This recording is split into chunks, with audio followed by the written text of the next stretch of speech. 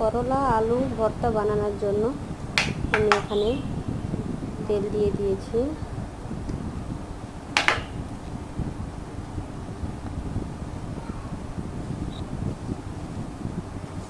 এবার এর মধ্যে শুকনো লঙ্কা দিয়ে দিলাম, জিরে দিয়ে দেব। এবার দিয়ে দেব পোস্ত দিয়ে দেবো, পোস্ত দিয়ে দিলাম। এটা ভালো করে ভেজে নিলাম। এবার ভাজাটা হয়ে গেছে দেখুন।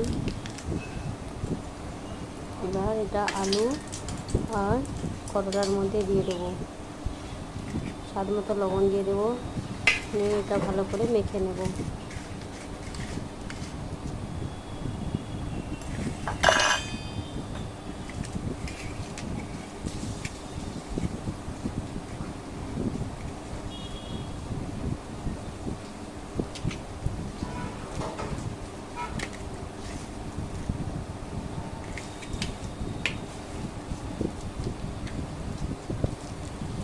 ভালো করে মেখে নিতে হবে।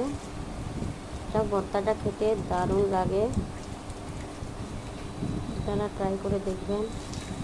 আমি ভাত বসিয়েছিলাম, ভাতের হাঁড়ির মধ্যে আলু আর করলা দিয়ে দিয়েছিলাম। একটু দেরি হয়ে গেছিলো তো কী করবো, আলু আর করলা ভর্তা মেখে নিয়েছি। আজকে খুব ব্যস্ত ছিলাম তো তাই। এবং খুব সুন্দর করে মাখা হয়েছে। এবার এটা আমি গরম ভাতের সাথে খেয়ে নেব। খেতে একদম দারুণ হয়েছে।